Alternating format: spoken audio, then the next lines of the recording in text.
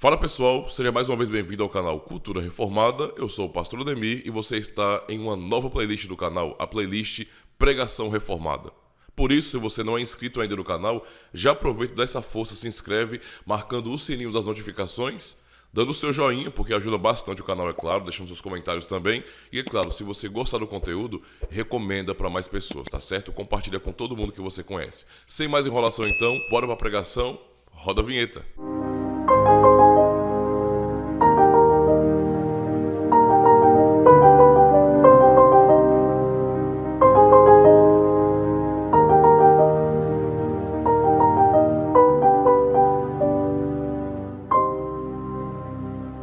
Capítulo 13.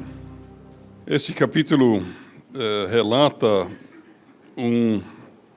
algo muito desagradável e vergonhoso que aconteceu em meio do povo de Deus, da Igreja de Deus no Antigo Testamento.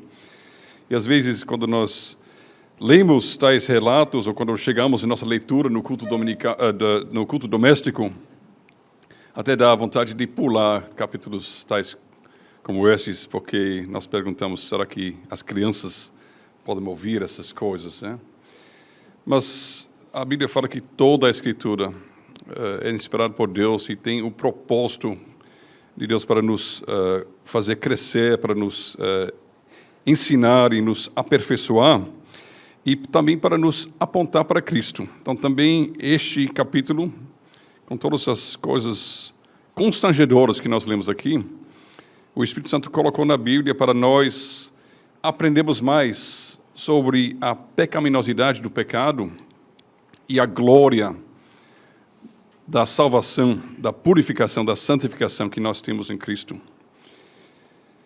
Vamos ler a palavra de Deus a partir do verso 1 até o verso 22. Assim diz a santa palavra do Senhor. Tinha Absalão, filho de Davi, uma formosa irmã, cujo nome era Tamar.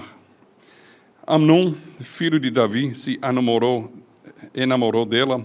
Angustiou-se Amnon por Tamar, sua irmã, a ponto de adoecer, pois, sendo ela virgem, parecia-lhe impossível fazer-lhe coisa alguma. Tinha, porém, Amnon um amigo, cujo nome era Jonadab, filho de Simea, irmão de Davi. Jonadab era homem muito sagaz. E ele lhe disse, por que tanto emagreces de dia para dia, ó filho do rei? Não mudarás? Então lhe disse Amnon, amo Tamar, irmã de Absalão, meu irmão. Disse-lhe Jonadab, deita-te na tua cama e finge-te doente. Quando teu pai vier visitar-te, dize-lhe, peço-te que minha irmã Tamar venha e me dê de comer pão, pois vendo-a eu preparar-me a comida, comerei de sua mão. Deitou-se, pois, Amnon e fingiu-se doente, e vindo o rei visitá-lo, Amnon lhe disse, peço-te que minha irmã Tamar venha e prepare 2 bolos à minha presença, para que eu coma de sua mão. Então, Davi mandou dizer a Tamar em sua casa, vai à casa de Amnon, seu irmão, e faz-lhe comida. Foi Tamar à casa de Amnon, seu irmão, e ele estava deitado. Tomou ela a massa e a amassou, fez bolos diante dele e os cozeu. Tomou a assadeira e virou os bolos diante dele, porém ele recusou comer. Disse Amnon, fazei retirar a todos da minha presença. E todos se retiraram. Então disse Amnon a Tamar, traze a comida à câmara e comerei da tua mão. Tomou Tamar os bolos que fizera e os levou a Amnon, seu irmão, à câmara. Quando lhes oferecia para que eu comesse, pegou-a e disse-lhe, vem, deita-te comigo, minha irmã. Porém, ela lhe disse, não, meu irmão, não me forces, porque não se faz assim em Israel, não faças tal loucura. Porque aonde iria eu com a minha vergonha? E tu serias como um dos loucos de Israel. Agora, pois, peço-te que fales ao rei, porque não me negará a ti. Porém, ele não quis dar ouvidos ao que ela lhe dizia, antes, sendo mais forte do que ela, forçou-a e se deitou com ela. Depois Amnon sentiu por ela grande aversão, e maior era a aversão que sentiu por ela que o amor que ele lhe voltara. Disse-lhe Amnon, levanta-te, vai-te embora. Então ela lhe disse, não, meu irmão, porque maior é esta injúria, lançando-me fora, do que a outra que me fizeste. Porém, ele não a quis ouvir. Chamou a seu moço que o servia e disse: deita fora esta e fecha a porta após ela. Trazia ela uma túnica talar de mangas compridas, porque assim se vestiam as donzelas, filhas do rei. Mesmo assim, o servo a deitou fora e fechou a porta após ela. Então Tamar tomou cinza sobre a cabeça, rasgou a túnica talar de mangas compridas que trazia, pôs as mãos sobre a cabeça e se foi andando e clamando. Absalão, seu irmão, lhe disse: esteve Amnon, teu irmão, contigo? Ora, pois, minha irmã, cala-te, é teu irmão. Não se angustie o teu coração por isso. Assim ficou Tamar e esteve desolada em casa de Absalão, seu irmão. Ouvindo o rei Davi todas essas coisas, muito se lhe acendeu a ira.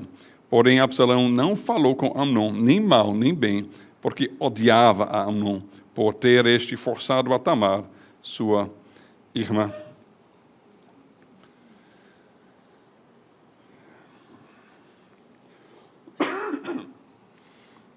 A história é muito triste. Você pode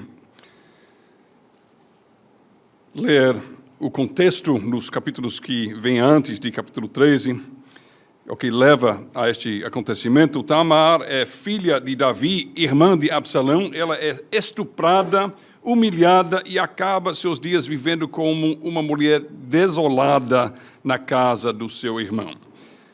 O que podemos aprender com esta triste situação?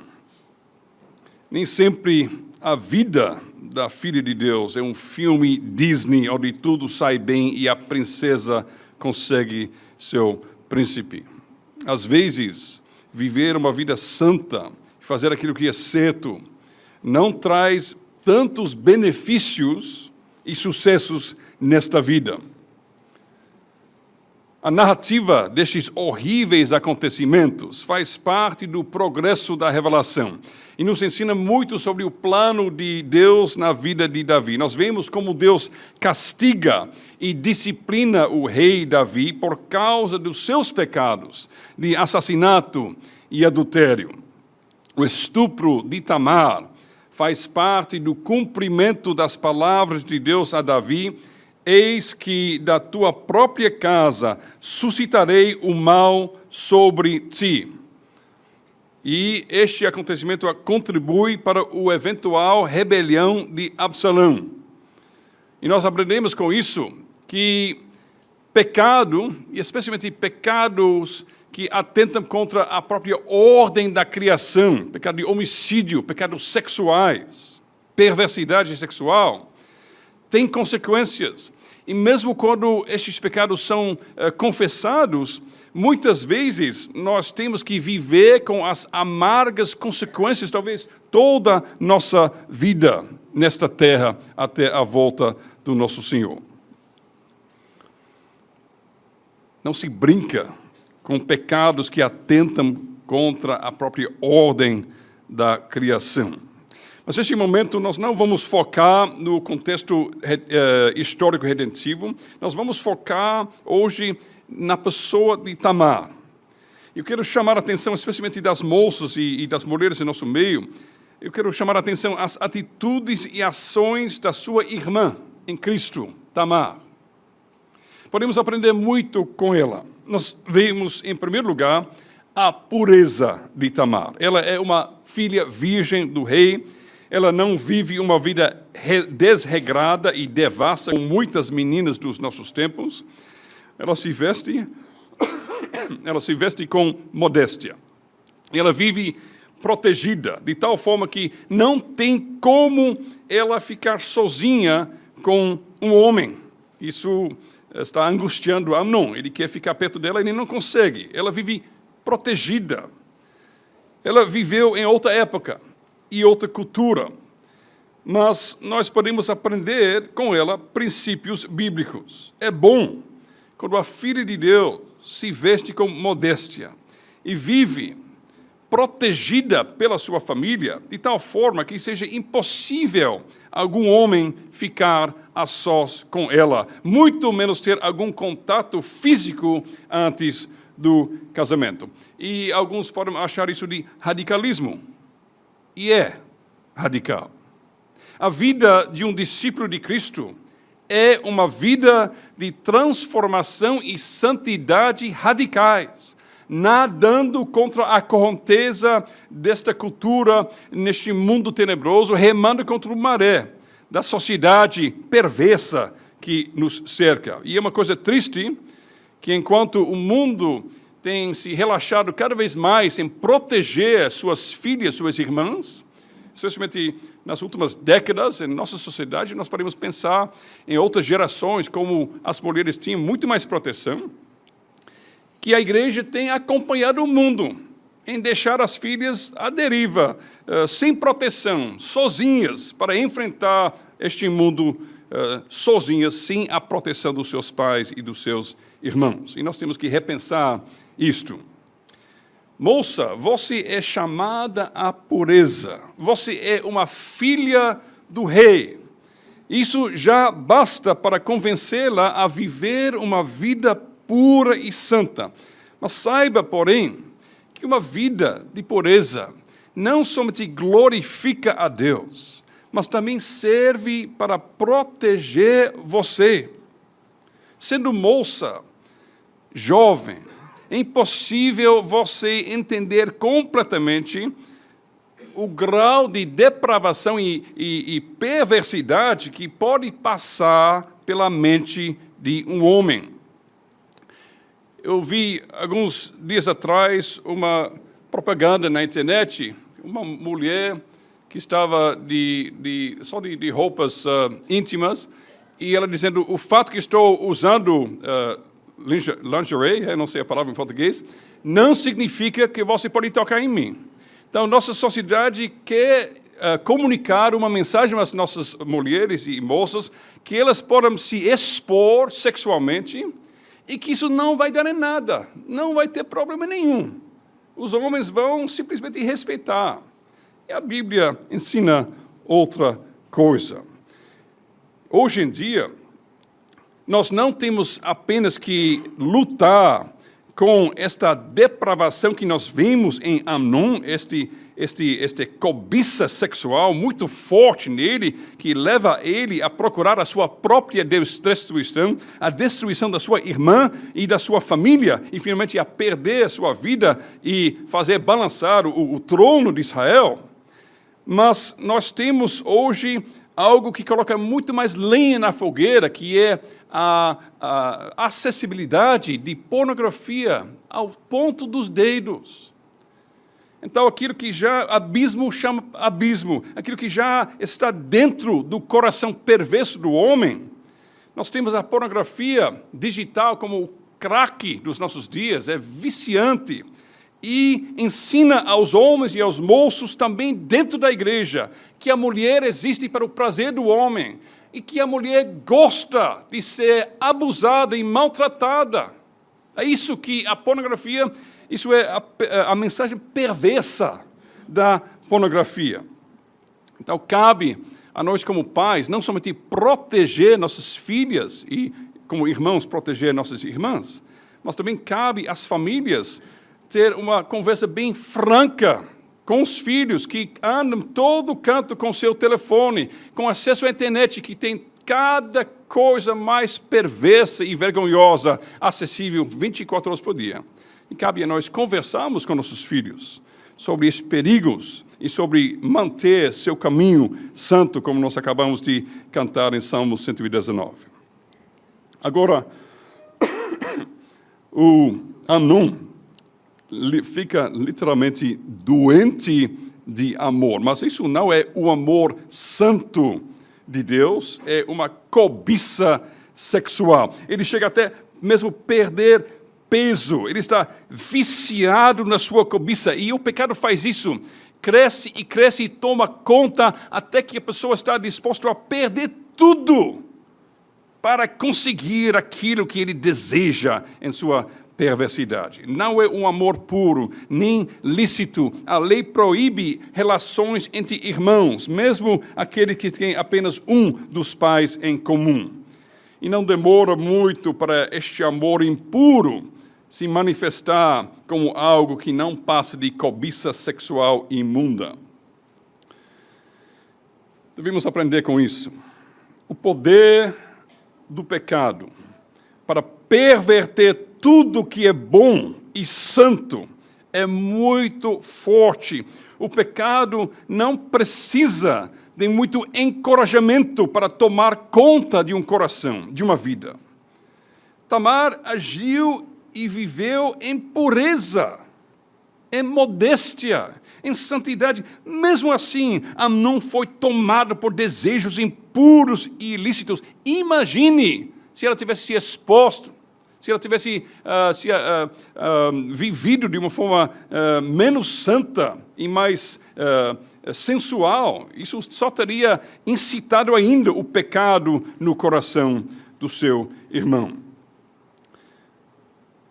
Nós devemos aprender que nem sempre nós entendemos as consequências, e até coisas que nós achamos coisas menores. Eu me lembro que minha esposa, Tamara, que tem um nome bem parecido, Tamara, ela me falou quando ela tinha uns 16 anos, ela usou uma certa roupa, e o pai dela disse, menina, não use esta roupa. Ela, papai, por quê? Qual é o problema? Ela disse, Kennedy, eu não entendia naquela época, hoje eu entendo, como mulher, o que isso pode fazer. Nós vemos, então, em primeiro lugar, a pureza de Tamar, em segundo lugar, a obediência de Tamar. Davi, ele manda Tamar visitar a casa de Amnon e preparar comida para ele. Nós vemos que Tamar não é apenas pura, mas também é uma filha obediente e trabalhadora. Ela segue sem demora as ordens do seu pai. Ela vai à casa de Amnon, ela prepara comida com suas próprias mãos. E se mostra uma filha obediente, uma irmã atenciosa que cuida do irmão doente.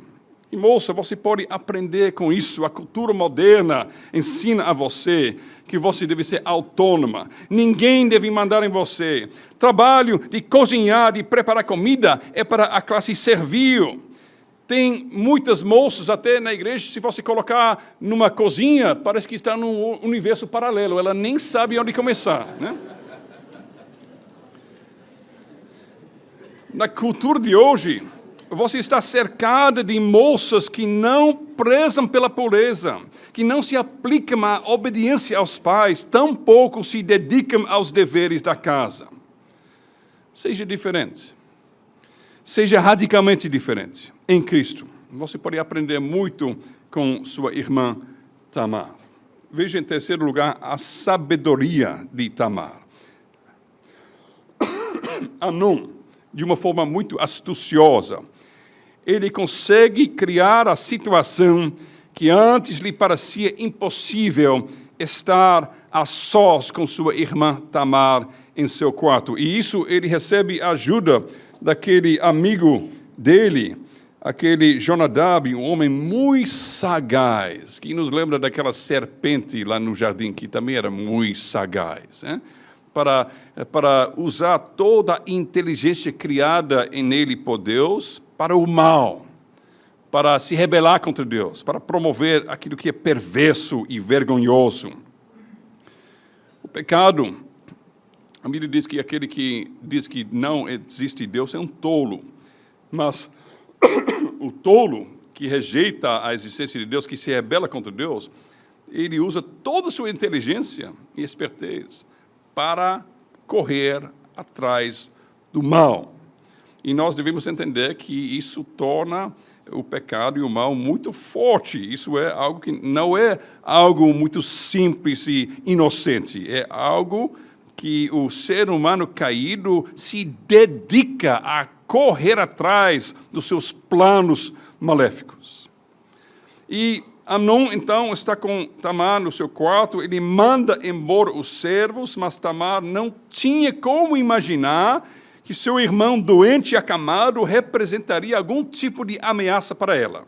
E quando Amnon segura sua irmã, veja como ela responde. Ela chama, em primeiro lugar, a atenção à relação fraternal. Não, meu irmão. Isso deve ser suficiente. Não se faz.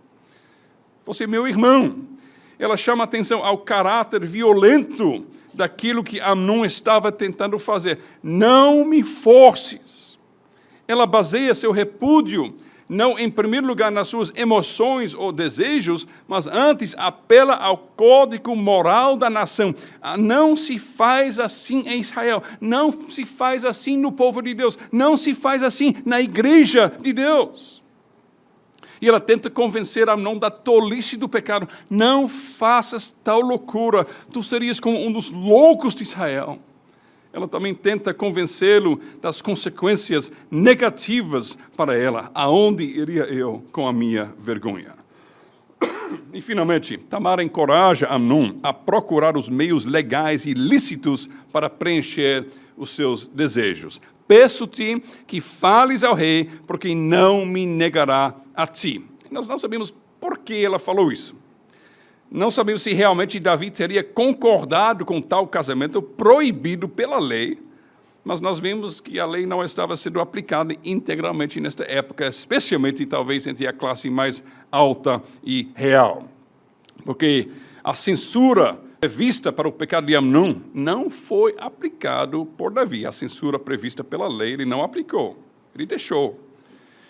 De qualquer forma, Tamar pediu que Amnon não se entregasse aos seus desejos em secreto e com o uso da violência, mas que ele colocasse o seu desejo diante das autoridades competentes para que fossem avaliados e, se fossem concedidos, que a fossem abertamente e voluntariamente. O pecado gosta de ser escondido. O pecado gosta de crescer e ficar fervendo e crescendo no escuro. E a primeira coisa que nós temos que fazer com o pecado é abrir as janelas, e abrir as cortinas, e deixar a luz de dia brilhar sobre o pecado, para que ele murche, para que ele fique ressecado, para que ele morra mesmo. E, infelizmente, muitas vezes, na igreja também, até os oficiais continuam deixando o pecado bem escondidinho. Vamos deixar isso debaixo do tapete. E aí o pecado vai crescendo e crescendo e crescendo como câncer. A reação de Tamar é muito instrutiva. Ela não baseou-se em seus desejos e gostos. Em primeiro lugar, o importante não era se ela gostava ou não, porque nós podemos gostar de coisas que Deus proíbe, que são pecados, e podemos não gostar de coisas que Deus ordena. Nossas emoções, nossos sentimentos não são nossa bússola para saber qual é o caminho que nós devemos andar, mas é a lei de Deus, como nós cantamos, que indica o caminho para nós. O importante para Tamar é o que é certo e o que não é certo. E hoje em dia, nossa cultura nos ensina que a base de tudo, a base de toda decisão, a base de toda prioridade e escolha é o que eu quero, como eu me sinto. E isso chegou a um ponto tão absurdo que, em nossa cultura moderna, se uma pessoa se sentir mulher, quando a biologia diz que ele é homem, nós temos que aceitar isso. E se uma mulher biológica se sentir homem, nós temos que celebrar isso. Então, as nossas emoções, nossos desejos, nossos sentimentos até podem transformar a realidade da criação de Deus. Imagine. Agora, os pais, infelizmente, muitas vezes estão inculcando esta atitude nos seus filhos desde a idade mais tenra.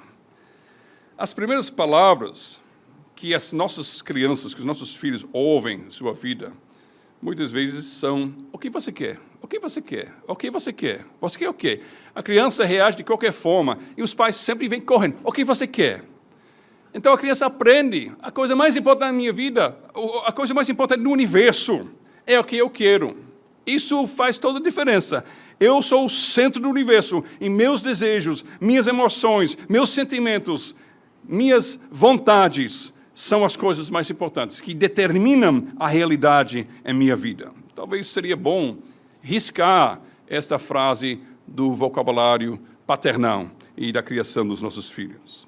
E talvez é melhor a gente falar mais o que Deus quer. Meu filho, o que Deus quer. O que Deus quer de você. Tamar nos lembra que devemos avaliar tudo pela lei de Deus. Quem age conforme esta lei é sábia, e quem despreza esta lei se entrega à tolice. Eu quero aproveitar para advertir a você, moça, mesmo nesta sociedade tão liberal e relaxada que nós vivemos, mantenha sua santidade, mantenha sua modéstia. Não é necessário você ficar sozinha em lugar nenhum com um outro homem, com um homem, a não ser que seja seu marido. É recomendável, pais, ensinar desde cedo aos seus filhos que é para respeitar e ter maior honra pelas suas irmãs. Porque aprendendo isso com sua mãe, com suas irmãs, eles também vão tratar outras mulheres desta forma. De ter maior cuidado com a privacidade delas, com a modéstia delas, com a santidade delas. Nós temos uma regra lá em casa que os filhos de jeito nenhum entram no quarto das meninas. É proibido. É proibido. Eu respeito esta regra. Quando as crianças são bem pequenininhas, tudo bem, eu ajudo minha esposa também a trocar as fraldas, mas quando cresce um pouco, ela é uma moça, eu vou respeitar a santidade e modéstia dela. Então, nós temos que inculcar esse respeito, esta honra, esse senso de proteger a honra das nossas filhas e da mulher em geral. Nós devemos inculcar isso em casa. A Bíblia fala claramente desta modéstia, deste cuidado, que não é para membros da família ver a nudez uns dos outros. Nós vivemos num mundo onde essas coisas não são importantes mais. Mas para nós, filhos de Deus, é importante. E nós devemos também entender que na maioria dos casos, muitos casos de abuso, especialmente abuso sexual, são pessoas da própria família que estão envolvidas. Então, nós pais, nós devemos conversar abertamente sobre isso. Nós devemos colocar regras e normas em nossa casa para que todo mundo viva em santidade e protegidos. Quando eu entro no quarto das crianças, eu sempre deixo a porta aberta. Isso é regra para quando os meninos e as meninas estão brincando juntos também. A porta aberta, transparência e santidade evita muitos possíveis pecados. Nós vemos, em quarto lugar, a retidão ou justiça de Tamar. Depois de consumar o ato de violência contra sua irmã, Amnon fica com uma aversão e ódio muito maior do que o desejo que ele antes sentia por ela. O pecado é assim. O pecado se apresenta como algo tão desejável que vale a pena perder tudo para conseguir esse prazer. Mas logo depois, deixa o sabor amargo da vergonha, do ódio e da morte, da destruição de tudo, dos relacionamentos e da alma. Amnon, então, manda Tamar embora, mas ela recusa. Como é possível? Por que ela fez isso? Impressionante. Ela recusa a ir embora. Ela foi violada, ela foi humilhada por seu irmão. E nós esperaríamos que ela ficasse muito ansiosa para sair logo da presença dele, que ela ficaria com grande aversão a ele. Nós não devemos negar o estado emocional de Tamar, com certeza. Ela estava se sentindo humilhada. Com certeza seria difícil ela desejar a companhia do seu agressor. Ela teria nojo dele. Porém, como já vimos, Tamar não toma suas decisões baseadas no seu estado emocional ou seus desejos. Ela procura viver conforme a vontade de Deus. E é um fato que naquela cultura, naquela época, ela, depois de ter sido estuprada, ela não tinha lugar na sociedade. Ela não era mais uma moça, ela é uma mulher. E ela precisa ser assumida por alguém. E, pela lei, é para ele fazer isso. Ela diz, Não, meu irmão, porque maior é esta injúria, lançando-me fora, do que a outra que me fizeste. Pense sobre isso. Ela foi humilhada por seu irmão. E quando ele quer mandar embora, ela diz, não, me mandar embora é pior do que estupro. Que isso? Como alguma coisa pode ser pior do que estupro? Como é possível isso? O que está passando na mente dessa menina para dizer isso? O fato é que o ato de estupro é uma humilhação naquele momento terrível, vergonhosa. Mas mandar embora está condenando esta menina a viver toda a sua vida com as consequências disso. Sem marido, ela vive, como ela viverá, humilhada e desolada até a morte. Então ele está condenando ela a uma sentença cruel de sofrer as consequências do ato vergonhoso que ele cometeu contra ela. Ele está condenando ela a sofrer as consequências para toda a sua vida. E ela diz, isso é pior ainda. A lei estipula que um homem que deita com uma virgem deve pagar seu dote, deve tomá-la por sua mulher.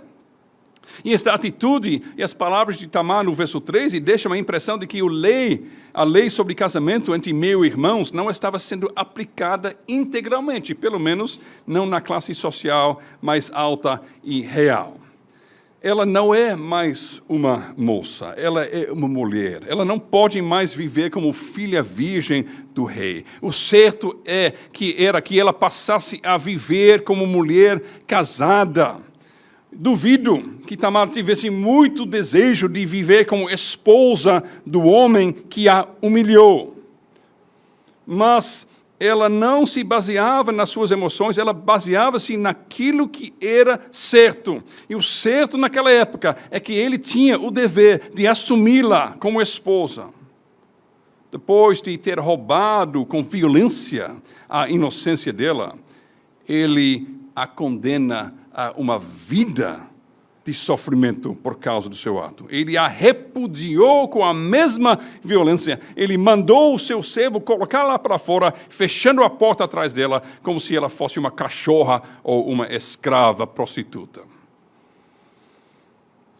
Nós não sabemos exatamente o que estava passando na mente de Tamar, mas seria possível, naquela época, Amnon assumir seu ato, dar a ela o status de mulher casada e ela viver em casa separada, que ela não precisava ver o cara dele. Então, ela não está querendo ficar vivendo em todo o amor com ele para todo sempre. Não, isso não.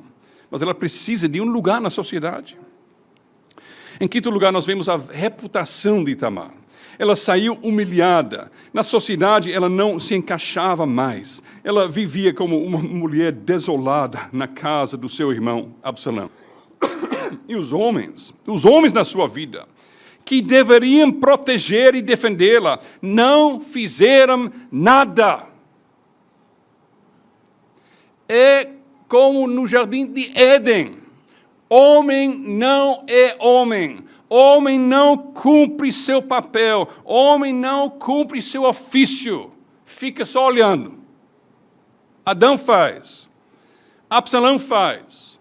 Davi faz. Absalão diz, não, cale-te, fique calada.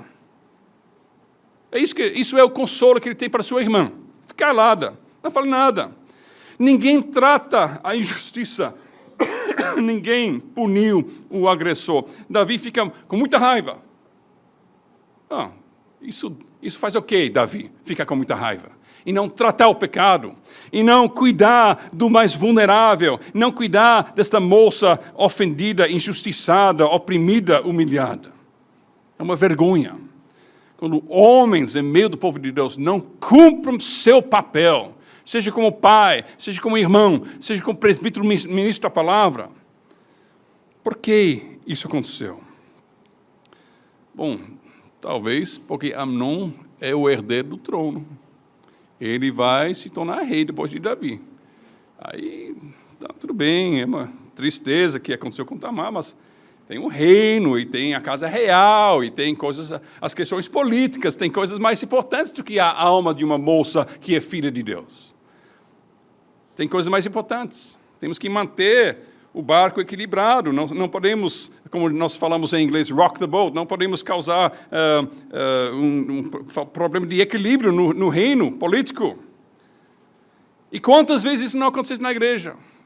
Quantas vezes não tem um pecado vergonhoso cometido contra os mais vulneráveis no rebanho? E os homens de poder na igreja, os presbíteros, o pastor, não, mas veja bem, se isso sair na imprensa, aí vai trazer vergonha sobre a igreja. Então, de uma forma muito piedosa, vamos colocar debaixo do tapete, varrer debaixo do tapete. Quem sofre, quem é condenado a sofrer as consequências para toda a vida, é a pessoa ofendida, a pessoa humilhada, a pessoa que sofreu abuso sexual. Ele sofre, ou ela sofre toda a vida. E a igreja continua fingindo que está tudo bem. Que aqui não tem problemas. Aqui, nenhum presbítero, nenhum pastor, nenhum pai, nenhuma pessoa que está em posição de autoridade, de poder, nunca faz nada contra ninguém. Meus irmãos, o dever da igreja é zelar pela justiça. Davi tinha o dever de tomar medidas para restaurar esta menina, para proteger esta menina, para castigar e punir o ofensor, o Amnon.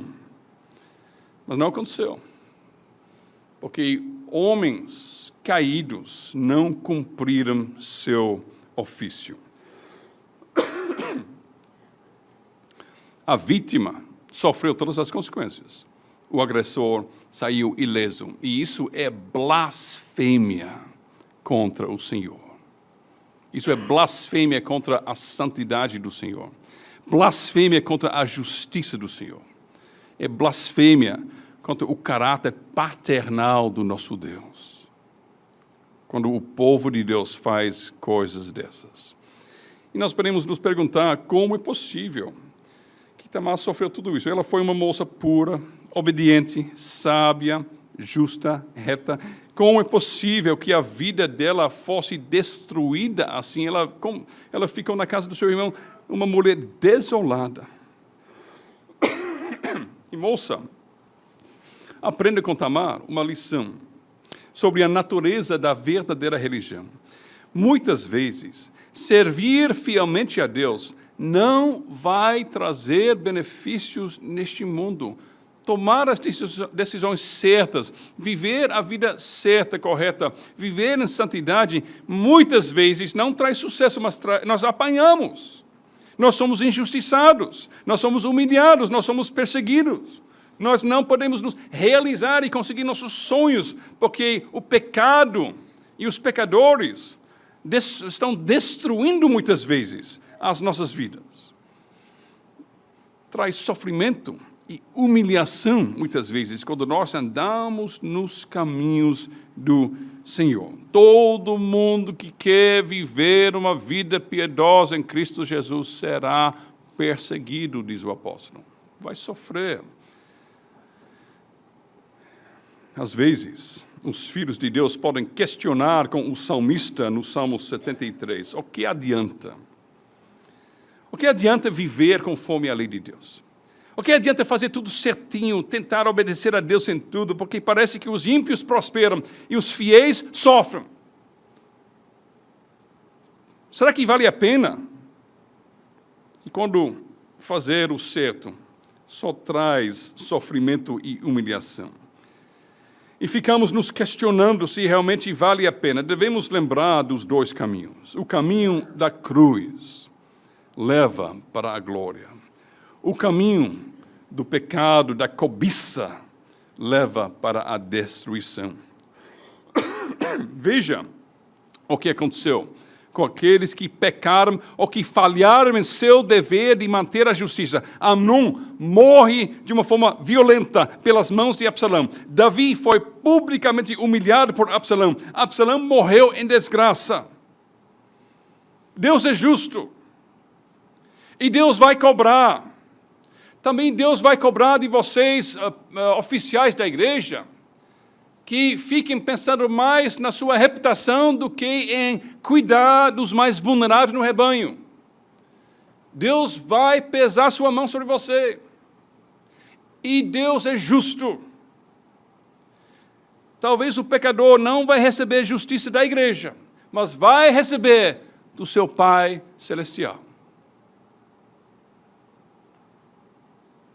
Então, nós devemos tremer como ministros e presbíteros e diáconos, líderes da igreja. Devemos tremer se nós não estamos protegendo e dando justiça para os mais vulneráveis em nosso meio, porque o que é mais importante é manter a reputação da igreja. Também tem questões de lei aqui.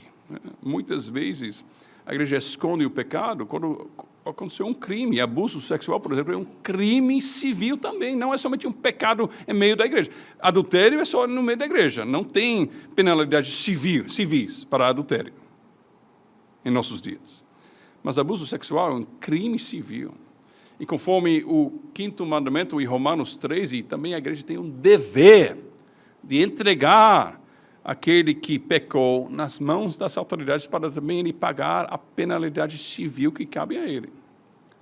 Me lembro que na minha igreja, muitos anos atrás, no Canadá, eu era membro, não era oficial, que um homem abusou seus próprios filhos.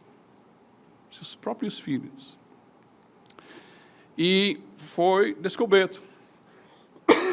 E quando ele chegou do trabalho, estava lá o pastor na sua casa, na sua sala de estar. Ele foi confrontado com o seu pecado. Ele confessou o seu pecado. E aí, até aqui, tudo bem. Muita igreja diz, tá bom, você confessou, tá perdoado. Vamos em frente.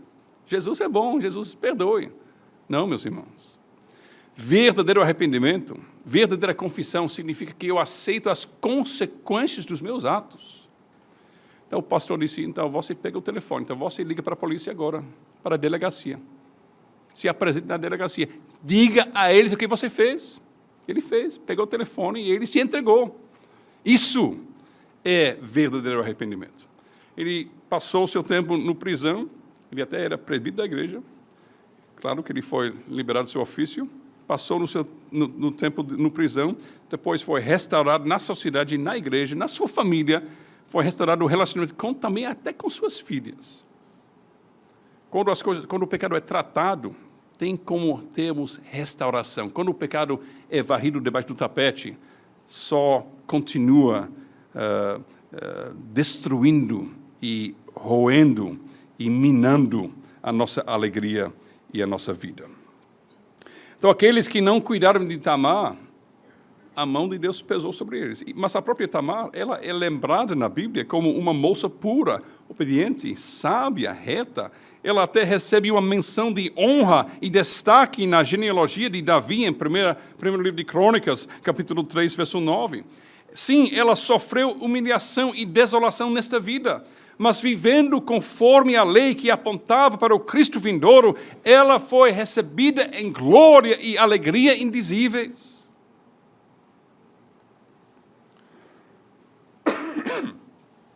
Talvez alguém aqui sofreu uma agressão física ou sexual. Talvez você sofreu abuso na sua infância. Essas coisas também acontecem na igreja. Talvez tenha esperado que as marcas difíceis se apagassem, marcas psicológicas, espirituais, emocionais e até físicas. Muitas vezes, com a ajuda de aconselhamento bíblico, acompanhamento médico e psicológico, você pode superar uma grande parte dessas marcas e viver a sua vida, mas nem sempre. Às vezes, as consequências dos pecados cometidos contra nós não podem ser totalmente apagadas. E nós vivemos, de uma certa forma, desoladas. Pecados têm consequências, e especialmente o pecado sexual tem consequências, em primeiro lugar, para a nossa própria alma, mas também destrói mesmo relacionamentos. As consequências do pecado sexual ficam grudando e assolando e prejudicando os relacionamentos e as vidas e as almas por muito tempo. Nós precisamos de algo para tratar isso. Nós precisamos de um produto de limpeza que vai purificar esta vergonha, que vai restaurar esses relacionamentos tão quebrados, que vai tirar esta culpa, esta vergonha, que vai reconciliar pais com filhos, irmãos com irmãs. abusador com aquele que foi, ou aquela que foi abusado. Então, só podemos achar este produto de limpeza, este remédio no sangue de Cristo. Nós precisamos olhar para Cristo. Nós conhecemos Cristo muito melhor que Tamar conhecia. Ela só via Cristo nos tipos e sombras através da lei, das cerimônias, da lei dos sacrifícios. Mas nós conhecemos Cristo que morreu, que ressuscitou dentre os mortos, que subiu ao céu, aquele que foi ressuscitado por nossa justificação. Nós conhecemos Cristo, sua obra completa, a purificação de todos os nossos pecados. E nós sabemos que em Cristo nós somos mais que limpos, mais que puros. Nem pecados cometidos por você, nem os mais vergonhosos pecados cometidos contra você, podem mudar o fato que você é perfeita e pura e santa e limpa em Cristo. Mesmo se os homens não deram justiça a você, mesmo se a igreja falhou com você, em Cristo você pode achar restauração. Você conhece a perfeita obediência de Cristo que Deus imputou a você. Você é perfeitamente obediente em Cristo. Você conhece a Cristo, nossa sabedoria. Você é perfeitamente sábia nele. Você conhece a Cristo, nossa justificação, nossa redenção. Você é perfeitamente reta e justa nele. Como Tamar, você é pura, você é obediente, você é sábia, você é justa e reta. Então, minha irmã e meu irmão, quem sofreu talvez algum tipo de abuso e humilhação em sua vida, viva sua vida não desolada, mas consolada em Cristo. Na casa do nosso Pai, não é necessário a vítima viver a vida desolada. Porque na casa do Rei dos Reis é diferente que a casa do rei Davi e a casa de Absalão. Na casa do Rei dos Reis, em Cristo, você é inocente, você é limpa, você é pura, você é aceita. Viva nesta alegria, como membro viva do corpo, se deleitando na graça em meio da comunhão dos santos. Não viva tendo pena de si mesmo. Antes tenha pena daqueles que pecaram contra você e aqueles que faltaram com justiça para você. Porque seu irmão mais velho, Jesus, ele não manda você se calar, não. Ele não faz vista grossa ao pecado, mas ele trata o pecado. Ou ele apaga o pecado com seu sangue, ou ele castiga o pecado com sua justa ira eterna. E seu Pai, ele não fica apenas irado e faz nada, mas a ira dele é justa e a ira dele é eficaz. E quem pecou contra você e não correr para o sangue de Cristo, e não correr em confissão e arrependimento para Cristo, vai ter justiça. A sua desolação é de pouco tempo, pouca duração. E você vai entrar na glória eterna. E o contrário é verdade para aqueles que te injustiçaram, te humilharam. Eles vão passar toda a eternidade debaixo da justa ira de Deus no inferno. Você não é a coitadinha nessa história, não. Eles são aqueles que vão sofrer. E o sofrimento deles nem chega perto a tudo que você tem experimentado.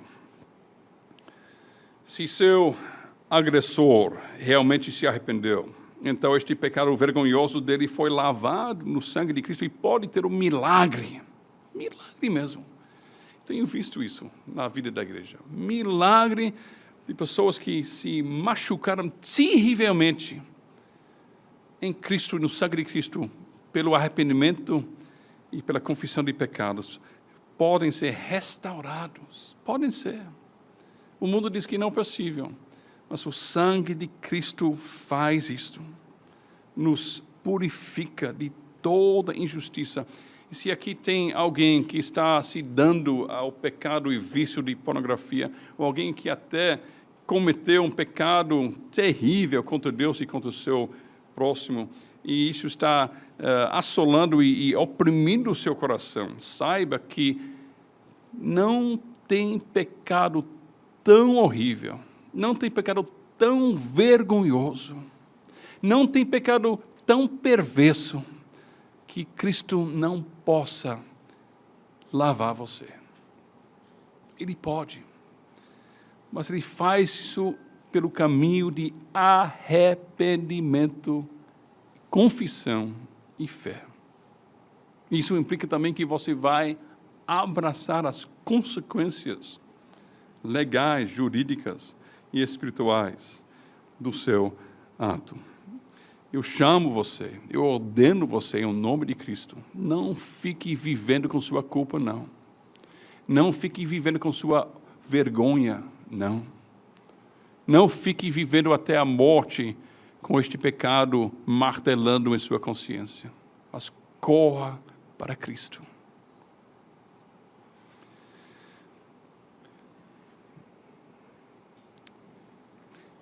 Para aquele ou aquela que foi injustiçada, que foi humilhada, sua identidade não está naquilo que aconteceu com você, não. Foi terrível este abuso, esse sofrimento, esta vergonha, esta injustiça que você sofreu, talvez nas mãos da igreja também. Mas sua identidade não está nessas coisas. Isso não define quem você é. Sua identidade não está no pecado, nem que você cometeu, nem nos pecados mais vergonhosos que foram cometidos contra você. Mas sua identidade está em Cristo. Não olhe para você em termos do pecado. Não fique guardando isso para sempre. Sempre se revolvendo nesta culpa, nesta vergonha, toda a sua vida. Levanta teus olhos, olhe para a cruz, olhe para Cristo e veja quem você é em Cristo. Pura, santa, inocente. Nele, no poder do Espírito dele, no poder do sangue dele, você pode viver uma vida pura e obediente e sábia e reta e alegre em Cristo, não importa o que os pecadores fizeram contra você. Porque um dia você vai encontrar sua irmã Tamar e você vai poder abraçá-la. Não é uma mulher fictícia, ela é uma irmã em Cristo, ela existiu e existe, está com Cristo já. E você vai poder abraçá-la. E você pode dizer a ela quanto o exemplo piedoso dela, em meio da humilhação, foi um grande encorajamento para você, no seu caminho para a glória. Não esquece não de cooperar com o canal, se inscrevendo e marcando o sininho e dando seu joinha, tá certo? Aproveita logo e escolhe alguns vídeos aqui da tela para você acompanhar e continuar aí aproveitando o conteúdo do canal.